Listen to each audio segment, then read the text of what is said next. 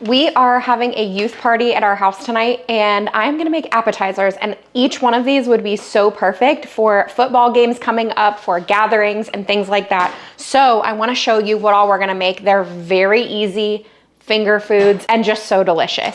Now I have a rotisserie chicken that I pulled apart the other night. Although it's nicely shredded, I actually want to shred it up a little bit more because it's a dip and I just don't want there to be big chunks of chicken in there. So I'm gonna take some of this and put it in my food processor just so that we can shred it up. Now I'm not gonna be using all of it. I'm gonna be using about half of it, maybe even a little less than half, because we are going to make chicken quesadillas as well. So that's a good amount. Let's just set this to the side, and we're just gonna pulse this so that we can chop it up a bit. Gotta turn it on though. Okay, I think that's good. Oh yeah, that's looking good. Nice and chopped. Now I'm gonna go directly into my crock pot for all of these. Let's dump all of that into the crock pot. So tonight we are gonna have about 25 teens here for a bonfire, and then whatever parents decide to stay, which is fine. So I wanna make sure we have plenty of food. I'm providing the apps, and then some of the people, somebody actually already brought drinks, and then some of the kids I think are bringing desserts. Okay, we're gonna add 8 ounces of cream cheese, and since I make this in the crock pot, I don't even worry about softening it. I just throw it all in there. I bet we have made this 30 times over the course of our marriage. It's just such an easy one. And I know everybody makes it a little bit different. I actually don't normally put shredded cheese in mine, but my cousin was telling me she always puts shredded cheese in hers. So I don't know, I might try that this time. Let's see if I can get this out. Goodness, why is it sticking?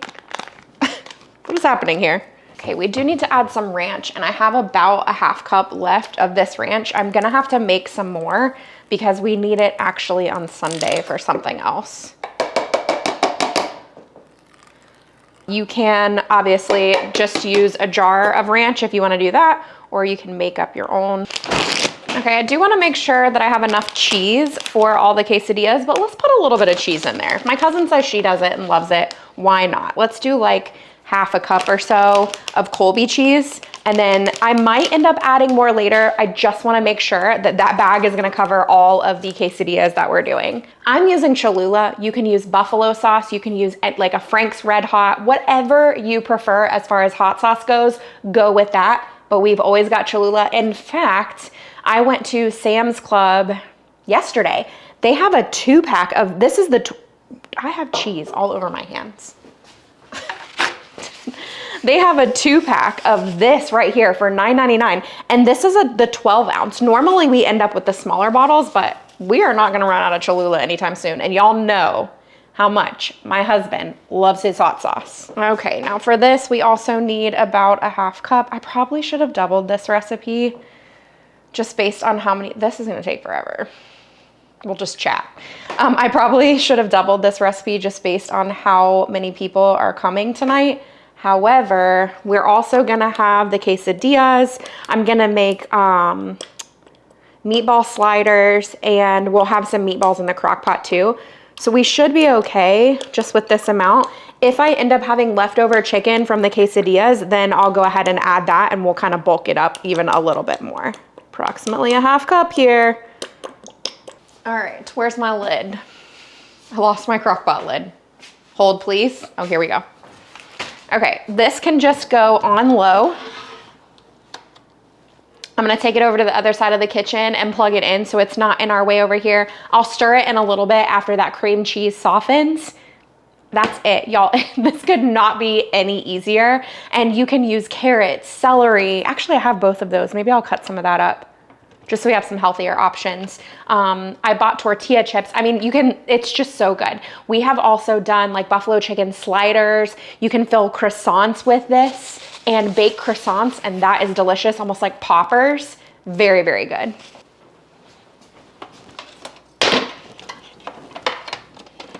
Okay, for these quesadillas, I'm gonna try and get creative here. So I want to bake a bunch of them all at one time. So here's my thought. I'm going to prep them. Obviously, I'm not gonna make them yet. It's only 2:48. I'm just trying to prep everything, but I want to prep all of it. Then I'm thinking, as the quesadillas are all laid out on the baking sheet, I can take another one with parchment paper laid on top and set this there. So as this heats up, it almost gives that heated, it'll heat the quesadillas from both sides. I don't know if this is gonna work, and I'm risking. This is risky because we're literally having people over in 3 hours. So we'll see. We'll see how it goes. Okay, I'm gonna heat some up in the, I dropped one. We're not gonna use that one. I'm gonna heat some up in the microwave just so they're a little more pliable as I'm working with them. Also, you guys know our favorite tortillas are the Mission Organics tortillas, but I went ahead and got this huge 40 count pack at Sam's Club because I knew that we were going to need quite a few for tonight. Also, to go with the quesadillas, I bought pico. I had actually planned to ask a friend to come over. He makes the best pico. He and his wife could come over and we would film that pico, but the week truly just got away from me. So I bought pico. I'm gonna make guac. I'll show you guys how I do that. Super easy, really simple. But let's just assemble these. So this is, the base quesadilla is gonna be super simple because, you know, it's teenagers, and although my kids will literally eat anything, I don't know how other people's teenagers are. I don't wanna make anything crazy that teenagers won't eat because I don't need to be having a bunch of these leftover things. So I'm just gonna take some of this chicken and we're gonna do half, lay it on half of the quesadilla. But obviously, make your quesadillas with whatever filling you like, because I mean, that's the beauty of this, right? You could do pork quesadillas, you could do chicken, you could do beef, you could anything. And then we're just gonna take maybe like a tablespoon of cheese, because these are mini, fold it over and figure out what we can lay on here to keep them folded. And repeat. Now I wanna know as I'm doing this, so like I said, we're having the youth group over tonight. Did you grow up in church, or maybe your kids are in a youth group? If you were, or you are currently involved in one, something like that, what are your favorite type of activities as far as the youth are concerned? I feel like our youth group is pretty active, which I definitely enjoy. We have, we participate every year in a fine arts competition, which is awesome because my daughter gets an opportunity to display some of her really creative talents. Last year, she actually won first place in the state for writing a chapter of a book. So that was pretty cool. And then she and her friend did a dance together. She also submitted some photography, which is super fun. I love the youth being able to work on their God-given talents and efforts. This year she's competing again, and I think she is doing photography again, another dance, another book chapter, and I think she's gonna sing too. So should be fun and enjoyable. Some of our families here will host like pool parties during the summer, which is awesome because it gets blazing hot. We do not have a pool, so we are hosting this Friday night event in the winter because we have a fire pit, and so we can do a fire and the kids can hang out around the fire pit. I have been thinking recently about getting a projector though, like a movie projector, so that when it's the seasons where it's really nice out, we can do movies out in the backyard and just project it out there. If you have one of those, let me know. Is it worth it? Was it worth the investment? Do you have a good one? How does that all work? Okay, so I used all the chicken that I had. I kind of filled them. They're good and filled. But I've made 18 quesadillas, and there's 25 coming over. I can't imagine everybody will eat a quesadilla, so, and I might end up even cutting them in half, because if I cut them in half, then there's really 36. So, you know, we'll just see how it goes. Also, there is a bit of cheese left, so I'm gonna go ahead and toss that in with a buffalo chicken dip.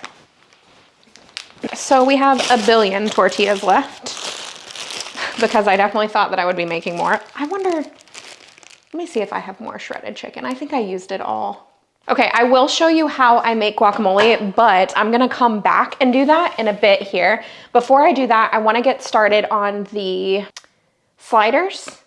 and the other meatballs that I'm gonna make. And honestly, part of the reason that I'm gonna go ahead and make meatballs, the meatballs that I have in the freezer, my son actually can't eat. So that way they just don't have to be in there. I don't wanna waste them. We bought them forever ago, I feel like. I don't wanna waste them, and so we're gonna use them. Let's make the meatball sliders, or start. We're gonna prep them. I'm not gonna fully make them at this point. All right, so this is 16 rolls. This is 16 rolls. I'm probably gonna go ahead and make all of them. These meatballs that I have look a little small for these, but we're gonna go with it. I wonder if I could fit both of these on this and make them all at one time. I would really need the bigger one for that. We'll make them individually. That way I can fit them all on here. Let me get some, where did I put my parchment paper? Right here. Here's what I'm gonna do. I'm gonna start to just go ahead and take all of these apart. Normally, okay, you guys have seen this before. Come on. Where you just lay it out, then you cut it open, then you just put all your toppings on and throw the lid back on them. I'm not gonna do it that way. I do need to cut them though. I'm gonna do them individually because I'm hoping I can fit them all on this sheet pan. It's probably not the most efficient way to do it, but it's the way that's gonna work for the amount of baking sheets that I have to make all of this. Typically when I make something like this, I home make the meatballs. I haven't really found a store-bought meatball that we truly love, but also that my son can have. So my meatballs are typically a little bit bigger because I intentionally make them bigger for this specific recipe. But in this case, we're gonna go with it, okay? So I'm gonna take the lids or the tops and set those to the side, and then start to break all these apart so that we can set them out. I pulled, I believe it was 36 meatballs, I think. 32? I don't know, something like that. I pulled meatballs out earlier and just put them in the crock pot just so that they could start to heat up. I'm not worried about them getting all the way done or anything like that, although I think that they are, because we are going to end up, I cannot do two things at once because these are gonna go in the oven. My goodness, y'all. I'm really, really gonna try and fit all of them, but I just don't know that it's gonna happen. So like I said, I've got my crock pot here where we've got the meatballs. Now, all that I'm doing right now is just prepping these because I'm going to, they're like miniature meatballs, for goodness sakes. Normally they're bigger than this, but it's teens, they'll be fine. So I'm prepping this now because I need this crock pot to make the other meatballs that I'm gonna make in there. I might just have to get out one more baking sheet, just one more. Now we're gonna make a marinara to go with this. I'm also going to put cheese on them. So they're gonna have more stuff. I'm just gonna leave the lids on this little thing for right now, just kind of set to the side because we need to prep the rest of them. Then once I put the marinara and the cheese on the tops of these, we'll close it with the lids. See, this is what gets me when I host things. It's I guess it would be time management. I don't know necessarily that I'm not managing time well. I think it's more about all of the different things, making sure that they are timed properly to be finished at the same time, you know, like all coming out of the oven and being warm when everyone gets here. That's probably what I struggle with the most. I want to get as much prepped as possible so that it makes it a little easier.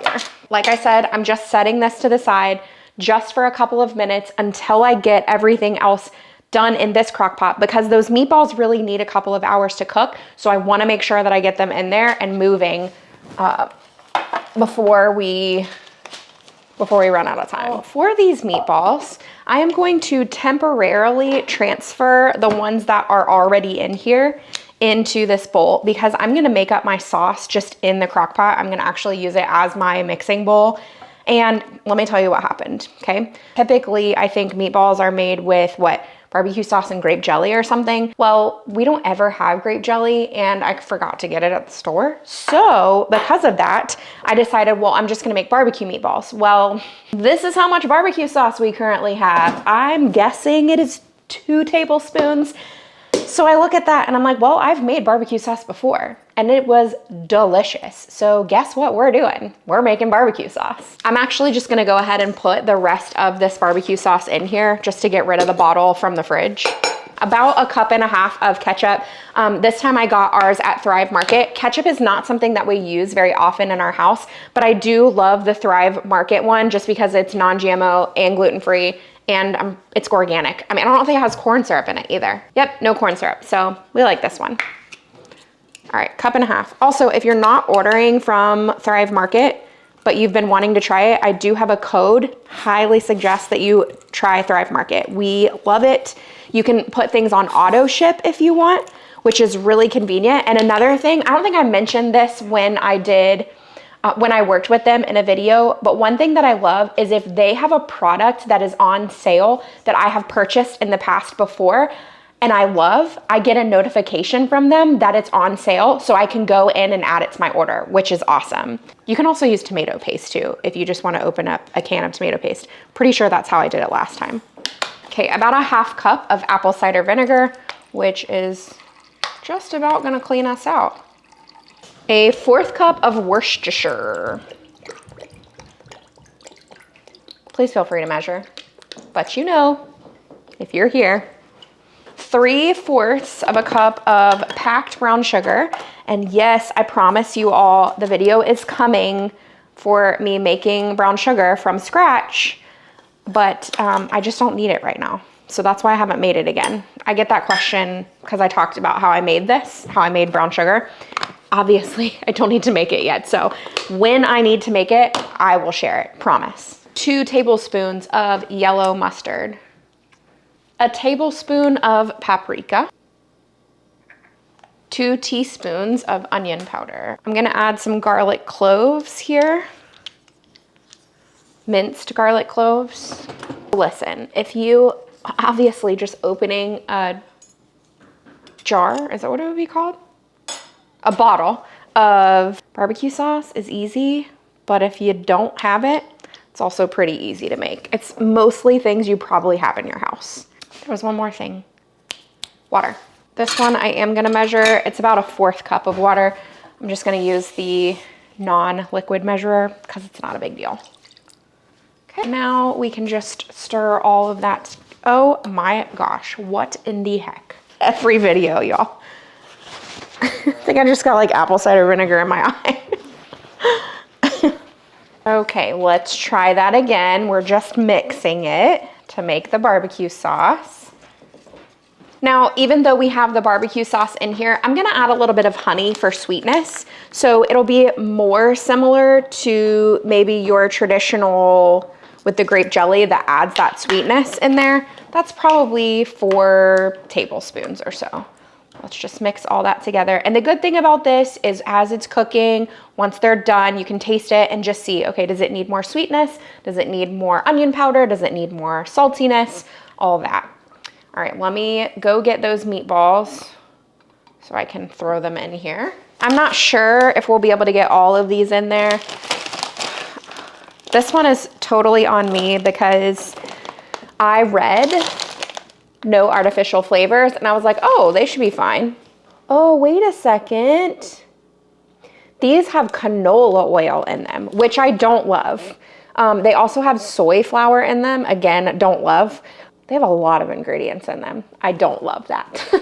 But they do not have nitrates. So that's good. You can actually have these. It's not ideal.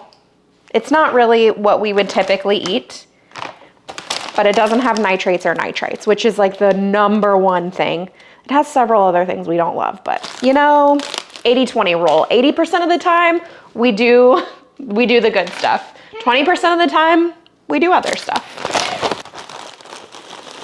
Okay, now the fun part is trying to stir these and kind of get some of that sauce all over, which will be easier in just a few minutes after they're not frozen. I think I'll probably cook these on high just based on where we are right now in the time and they're solidly frozen. So let's cook these on high. It'll probably take 2 hours or so and they'll be ready. Hello, I had these other meatballs I had set to the side. Let's dump those in. All right, we're gonna have a good amount of meatballs, which is good because I actually ended up with less quesadillas than what I originally thought. All right, let's move on to making the guac. I'm gonna use my food processor this time. Typically, I just mash them by hand. However, when I went yesterday to get, oh, they softened up a good bit. Okay, I was a little concerned because there were no avocados that were softened. This was as good as it was gonna get for me. So I was a little concerned about the amount of time that I had. But since we're making a pretty decent amount anyway, I'm just gonna go ahead and make them in the food processor. Cut it open, take the pit out. Now, I save a couple pits because once you make the guac, if you put a couple pits inside the container that you're storing it in, it'll help them from going brown quite as quickly. So just little tip there. Okay, we'll take all that out. I don't think you guys know, because we edit it out, how many times my doorbell rings when I'm filming.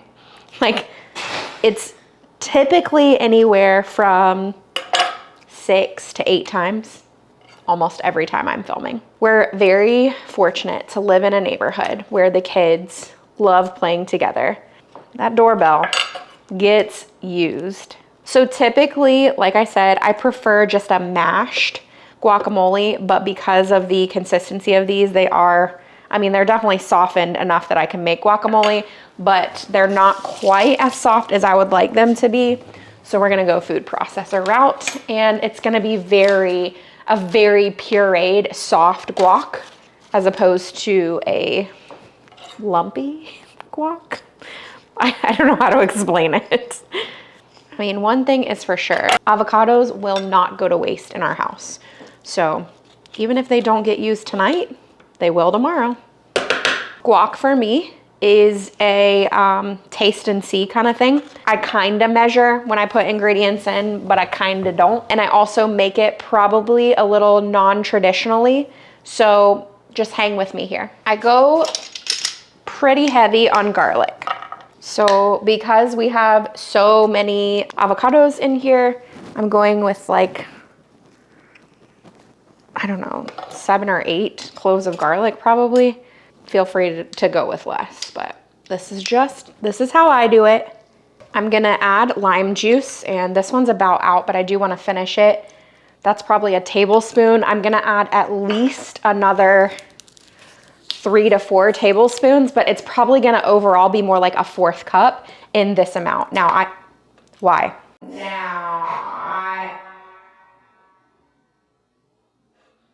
It's like practical joke every time.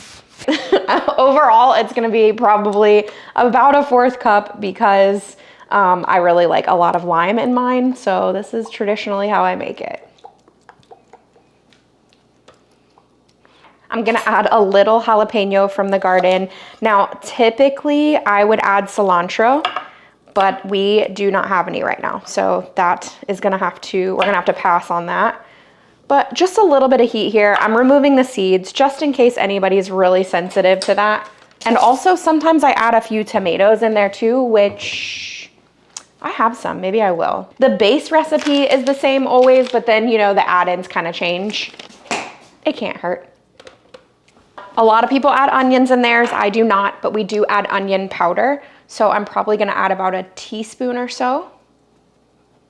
And then my secret weapon for the best guac ever is cumin. In all condiments, it's not a dip, guacamole, pico, salsa, I love adding cumin. It just adds the best flavor. Let me actually just take this lid off because we're gonna go at least a tablespoon, probably close, not a tablespoon, at least a teaspoon, probably closer to 2. All right, now at this point, we're gonna let this thing do the work for us. And we're just gonna pulse.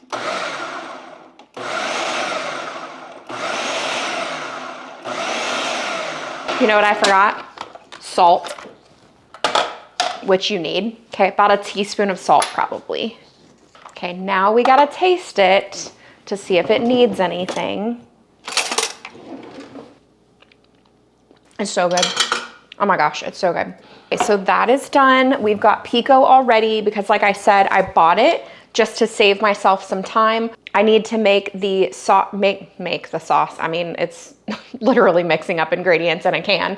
Make up the sauce that's gonna go on top of the, what are these called? Meatball sliders. That's what it is. We're doing good. What time is it? Man, we are rocking it. All right, we're gonna finish off these sliders so that they can be ready to go in the oven when it's time. This is so easy, y'all. So easy. He's about to go outside and set up the fire. Yeah, but I feel like there's probably some people that are in the north or Minnesota watching this, and they're like, oh. Yeah, y'all are making fun of us. And I get it. I mean, I will always be a Floridian. I don't care where we move. I cannot handle the cold. It's like 22 degrees outside right now, and I can't even look outside. It's too cold for me. Because I want to save on dishes, I mix it right here in the can, y'all. I mean, this is real easy. Now, normally when I make a marinara, I do add a touch of sugar to it. However, since we are using Hawaiian rolls tonight and they're already sweet, I don't feel like it needs any additional sugar, so I'm gonna pass on that. But we are gonna add, this is just 1 can of tomato sauce right here. I'm gonna add some salt to that. Add some onion powder. You could add onion if you want, but I'm keeping it really simple. I'm gonna add some garlic powder. You could add minced garlic if that's your preference. This is a new one. Okay, add some Worcestershire. Just a couple of glugs there. I love this thing that I got from Sam's Club. It's Italian seasoning, but it's a grinder. So we're gonna just add that, maybe a teaspoon or so overall. And then just mix it together, okay? So like I said, we're just making less dishes. Just mix all of that right there in the can. And that is my marinara for the night. Obviously, feel free to just buy marinara, but this is always stuff that we have on hand. And this is not the first time that you guys have seen me make this. It's a pretty common thing in our household. I do feel like it needs a little more of this. Doorbell again. All right, so we're gonna take some of this sauce and just put it all over the top of each one. What? That's not enough. I need to go out. What's not enough? The only thing we have for chips is that dip right there. The only thing we have is this, and That's for quesadillas. What if I just go to the gas station and get a couple of those? If you feel like you need to go to the gas station to get chips. I do feel. I think you think we're having like 80 people over. Well, it's all the Thomas girls. That alone is like 12 kids. They have 3 children. No. Yes, they do. 3 children. They have 3 daughters. There's 4 of them. There's 3 of them. Who's the 4th one? There's only 3 of them. There's 3. So we're putting the sauce on top of each one. Then I'm going to put mozzarella cheese on top of each one, put the lid or the tops on, and then brush the tops with some butter that has some garlic and Italian seasoning in it. And then we're gonna bake them. And I'm gonna be honest with you, people are supposed to be here. Well, the youth pastor is gonna be here in 5 minutes. And I don't know that I'm gonna record while she's here because I'm not gonna make it weird. My camera died in the middle of me talking. So anyway, these are gonna go into the oven. The quesadillas will go into the oven. Can't forget to put the cheese on the top of these though. This is where it's way easier if they're all together and you haven't separated the pieces out, because you just throw the mozzarella all over the top instead of individually trying to get the cheese on them. I guess I could have like pushed them closer together. We're down to like 3 minutes, so we're in survival mode. Okay, let's put tops on.